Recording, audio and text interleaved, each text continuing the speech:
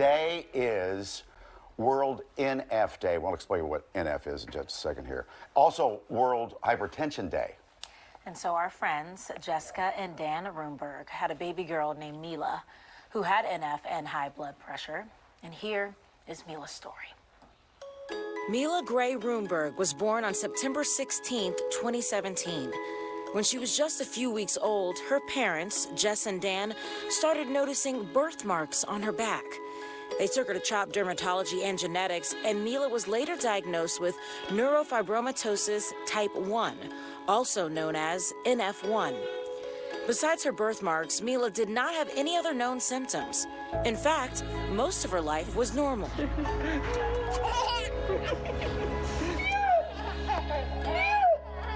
But when Mila was 14 months old, her high blood pressure was discovered.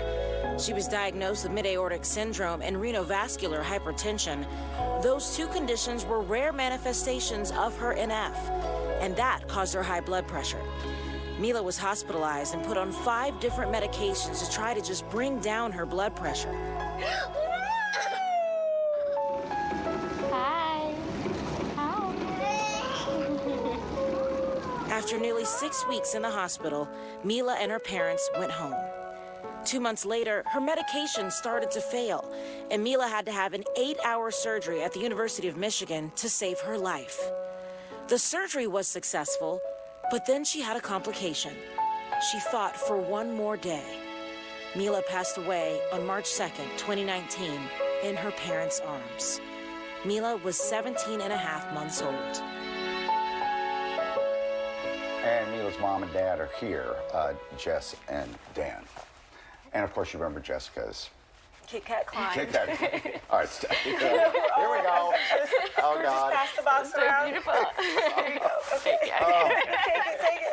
I know you've done it before, but explain to people what NF is. Sure. NF is a genetic condition. It's not the same in any two people who have it. It's very complex. Symptoms can include anything from tumors growing all over the nerves to skeletal abnormalities, learning disabilities, and in Mila's very rare case, vascular conditions that can lead to high blood pressure. Yeah. And some people don't have any symptoms at all? Yes, some people go through their whole life without ever knowing they have it. And the thing about NF is you hear a genetic condition, so you think it's passed down from a parent or family member. In Mila's case, it was just spontaneous. We're not carriers. We are not carriers. We had never heard of NF until she was diagnosed with it. And that's usually, I think, and the important thing why we're talking about it is a lot of parents wouldn't even know if it showed up. They wouldn't know what's going on, right? Exactly. Yeah, when Mila was born, she was totally fine. You couldn't tell that there was anything wrong with her. And then in the weeks after she was born, we started to notice these birthmarks that were developing. Little birthmarks, looks like little coffee stains. Mm-hmm. Yeah, and I would say that was around 3 weeks old or so, and we went to the pediatrician, and we mentioned them, and they were like, you know, they're just for us to worry about right now. You just enjoy this time with her. And that was like an immediate red flag for me and Dan. Yeah. We went home and we just played Dr. Google, which we know we're not supposed to do, but you do it anyway. We did it anyway, and neurofibromatosis came up, and we called the doctor and we said, hey, is this on your radar? And she said, actually it is. And we immediately got Mila into CHOP Dermatology and Genetics. She was about 4 months when diagnosed? At that point, yeah. And so we immediately got her in, and the geneticist took one look at her and said, she has NF. And we were in denial and got a blood test to confirm. How high did her blood pressure get? So Mila's high blood pressure was not discovered until she was 14 months old during a sedated MRI. While she was sleeping, it was 240/110. And that's part of the thing that you're trying to do and trying to bring change about. It's so hard for these beautiful tiny babies to get an accurate reading. It is. The American Academy of Pediatrics, basically their guidelines are you don't need your blood pressure taken until you're 3 years old, unless you're high risk, which we agree with.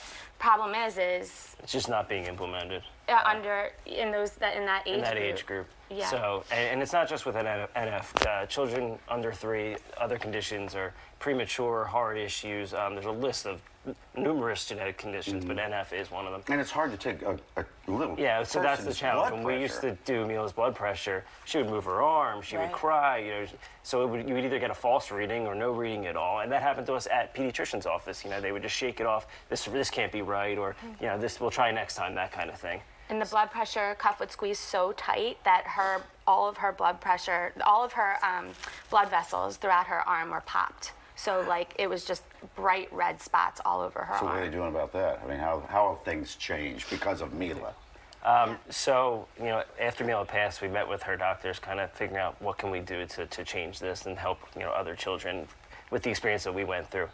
So we started the BP Under 3 initiative at CHOP, which started as a clinical trial to validate equipment that kind of, it measures your blood pressure a little differently. You know, if you get your blood pressure taken, you know, the cuff blows up, and you can see how it would really be painful for a child. So it actually measures it on the way down, which helps kids, you know, remain calm. It doesn't superinflate, so you have a better chance getting accurate reading. It doesn't squeeze as hard, these machines. So they're now in use at CHOP, funded by the Magical Mila Foundation completely, and all of our donors.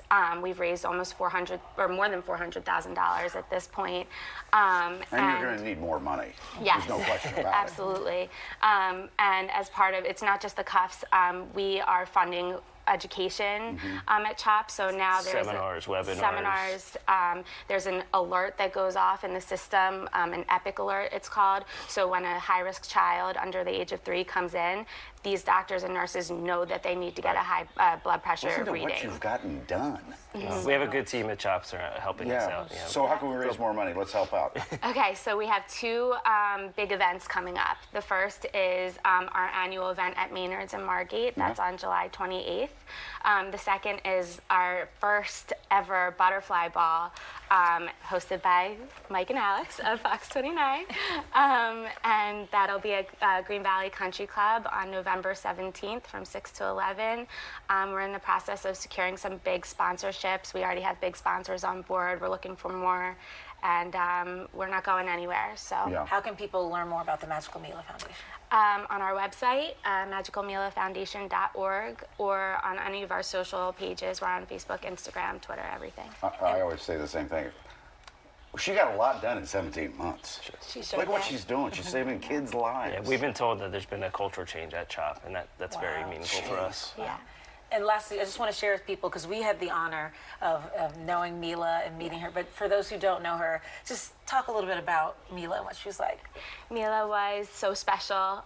She truly was the best. And I think that we knew that like as soon as she was born.